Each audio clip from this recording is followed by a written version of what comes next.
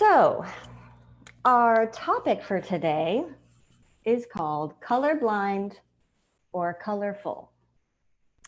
So I'm going to start off with sort of a disclaimer of sorts.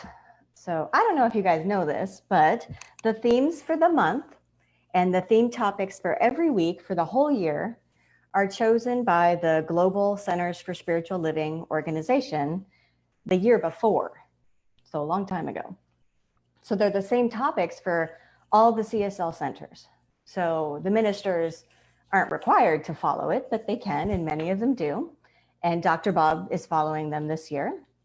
Now, usually for guest speakers, you can either follow the suggested topic or speak about whatever you want. Dr. Bob's very gracious about that and gives me a choice. But I like to follow the theme, particularly when I'm speaking here, because this is my center that I serve and my community. So I want to keep us on track with our theme. So what happened was at the beginning of the month, the theme for August was announced and it was, put on the website and, put out in the email. And that theme is inclusion in action. This idea of working to include everyone and taking action to be inclusive.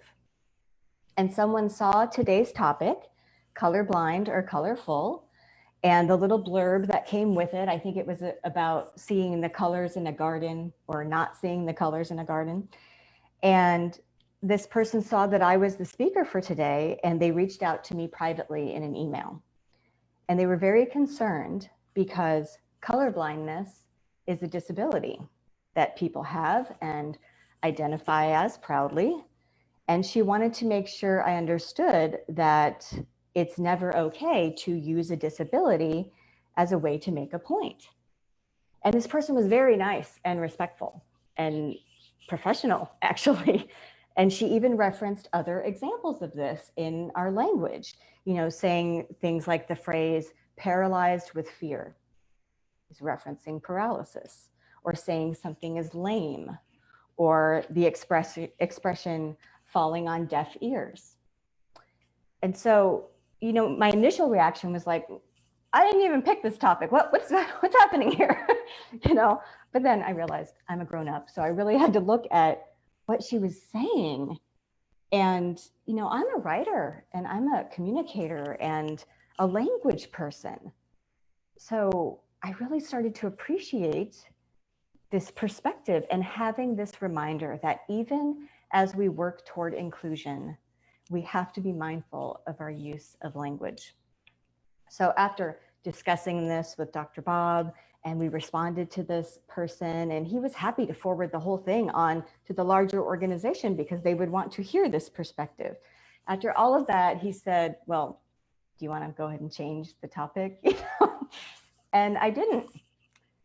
And this is why. This is the important part I want you guys to know, that as an interfaith minister who has worked in many spiritual centers and places of worship and various religious organizations, I can say honestly that it's been my experience that Centers for Spiritual Living in particular strive the most to be inclusive of all people. And they do that by actively moving beyond tolerance, beyond acceptance, and diving deep into celebrating all people as individual expressions of the divine. So because I know that to be true, I'm going to proceed here today with today's topic.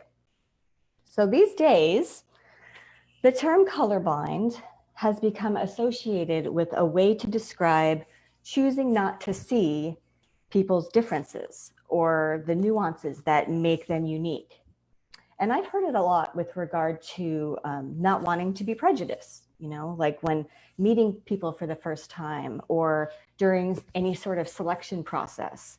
Like if I'm in a position where I'm hiring people and interviewing people, I might want to claim that I'm going to be colorblind and I'm only going to see the applicant's qualifications and experience, just the person, not the color or race, or not their gender, not their sexual orientation.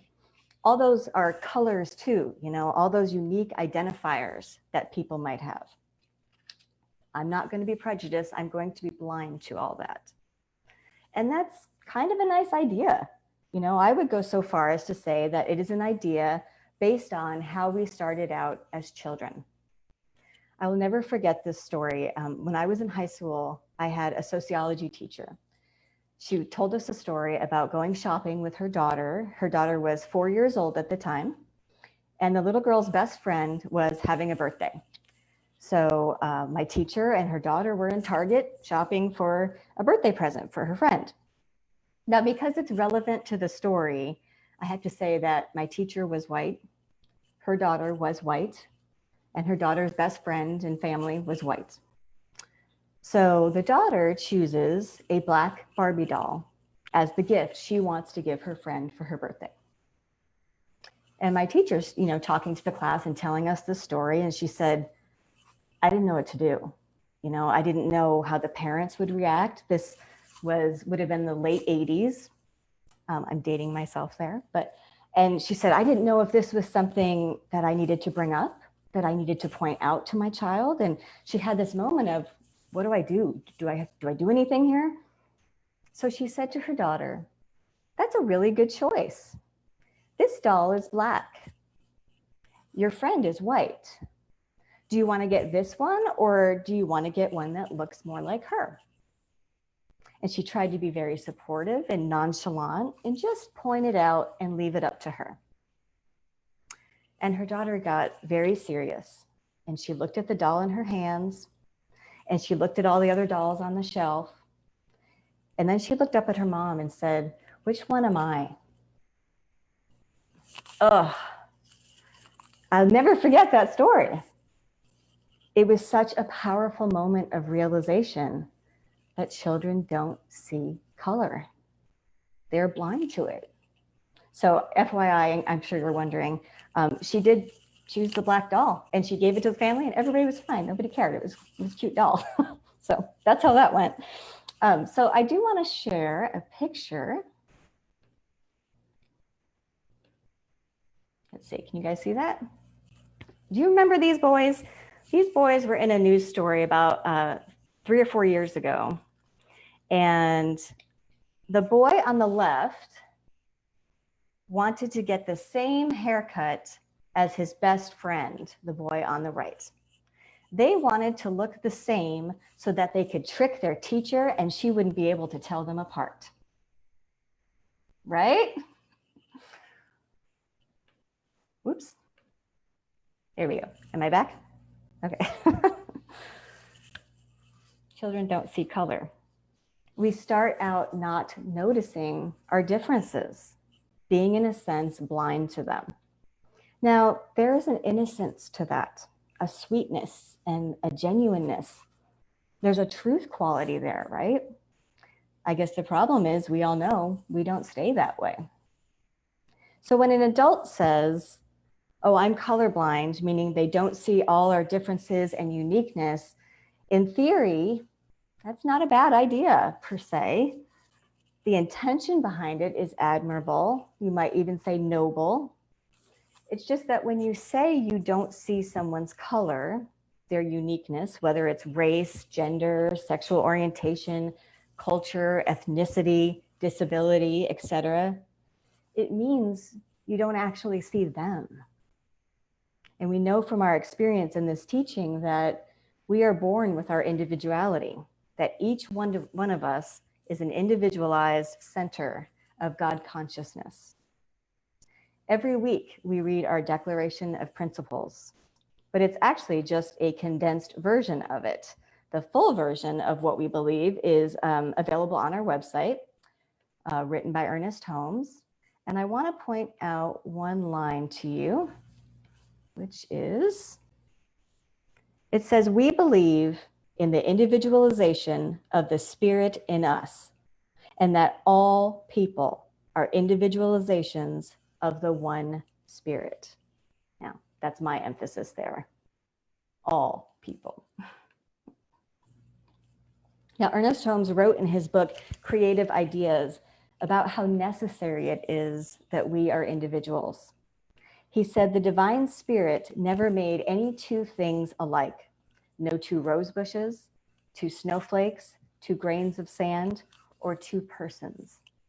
We are all just a little unique, for each wears a different face, but behind each is the one presence, God. Unity does not mean uniformity. Unity means that everything draws its strength, its power, and its ability to live from one source. Now, just because we recognize this need to see our differences and celebrate each other as part of the one, as expressions of the divine, doesn't mean it's an easy thing to do, right? Hands up if you fail at this every day. Me too.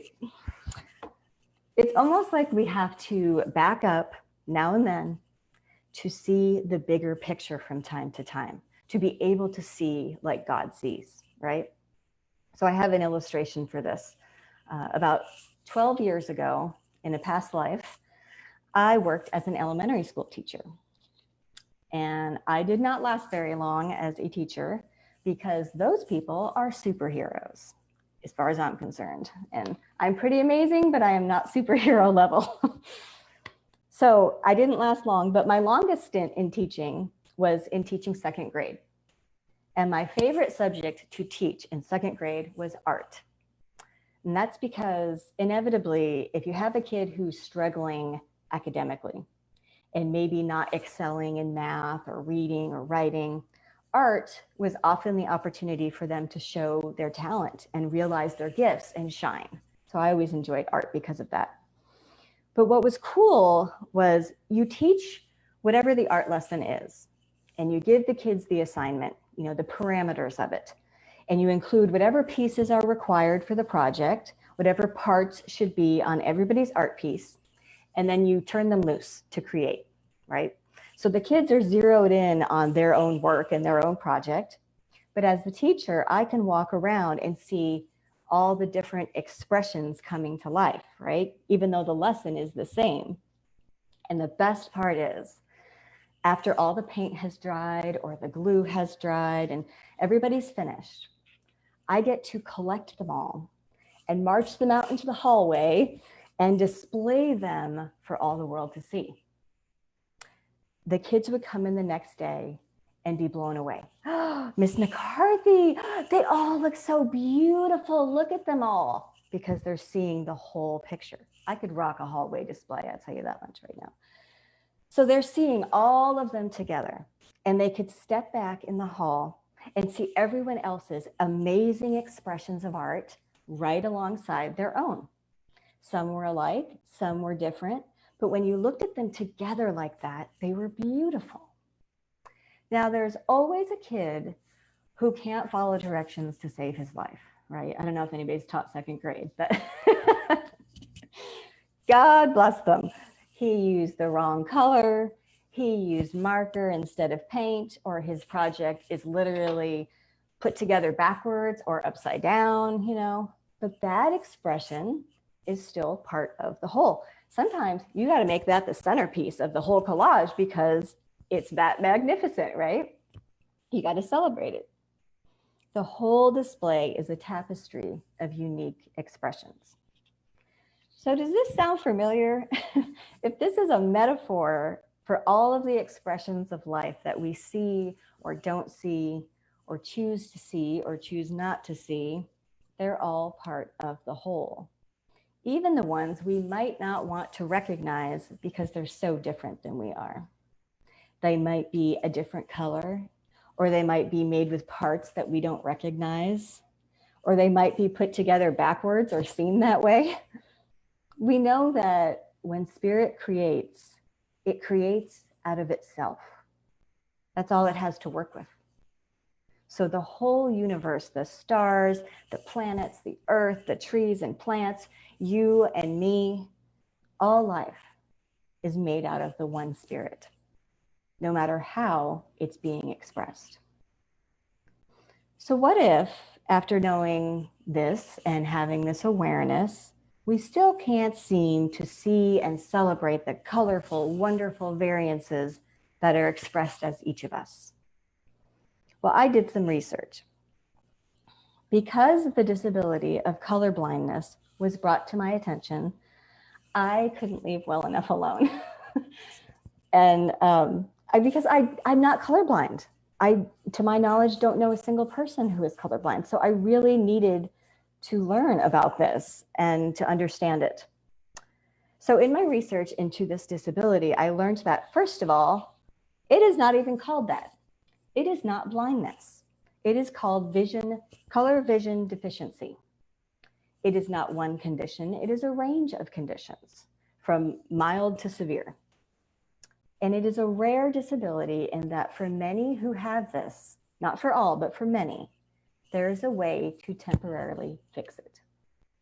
There are specially tinted lenses that can help a person with color vision deficiency see colors more accurately. They're like magic glasses, right? Now, I've seen a lot of videos on this on social media and YouTube. And yes, I know I spend too much time on social media. I know. So if you've never seen them, you got to Google them. Google colorblind glasses and a million videos pop up. So here's how it works. It is usually a grown man. Color deficiency affects men more than women. So usually it's a dad or a grandpa who's had this condition his whole life, and the family is gathered around on their birthday or Father's Day or something, and they present him with a pair of these glasses. Now, if you've seen these videos, you know exactly what happens next. The men always put the glasses on, and then they become emotional and they start crying. They are overcome with emotion every time in everyone I've ever seen.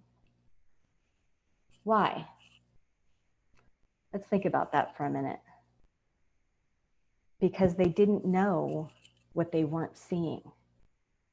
They didn't know how beautiful all the color expressions were. It's shocking to them to see the beauty and the fullness of life revealed to them in an instant like that. And I feel like that is the key to today's topic. How do we see what we don't know we aren't seeing? I drove my family crazy with this all week long. We don't know what we don't know, right? How do we fix that? What are the magic spiritual glasses that we can put on to see the divine in everyone, to see everyone's talents and colorful, unique expressions, and to get to a place of celebrating them? Well, there aren't any magic spiritual glasses, but as Ernest Holmes used to say, our work begins and ends in our consciousness. So how do we see like God does? If we need to, we ask for help. And I think we forget that sometimes in this teaching. You know, we don't believe in duality and separation from the divine. We don't pray to a God in the sky in a beseeching way. But that doesn't mean we can't ask for help. We just maybe do it in a different way. Dr. Bob started off this month's theme by reminding us to begin by setting the intention for inclusion. And that is a beautiful way to start. He said to put the demand on the law to show you what you aren't seeing, what you need to see, which means taking this into our spiritual practice, our meditation, and our prayer. So let's take this into a little moment of quiet together. I hope you're already comfortable, but just take a moment to be conscious and just let the tension go in your body. Maybe take a nice deep breath. Just go to that place where we become aware of the one power, one infinite intelligence that simply is. Right now in this moment, I recognize this power as the goodness of spirit. This goodness of life is ever and always expressing in and through all creation. This includes me and my being and my life, and it includes all people, all beings, all life. The nature of God's creation is one of diversity. And as I look around, I begin to really notice that the colorful differences I see are all forms of source. There is always something and someone to recognize as the goodness of God. I look for these opportunities more and more, and I take every opportunity to see the harmony of God in and through all things, all people, no matter the expression. I claim this right here, right now, that this is what my eyes behold, the complete and perfect in all creation. There is nothing else to see. I know only harmony, unity, and oneness through all the possible individualizations. I'm so grateful for all the things I see and all the things I am yet to see, because I know the truth of their beautiful, colorful perfection. I accept this shift in consciousness, and it is with great joy that I release this into the law, knowing it is good and very good, and so it is.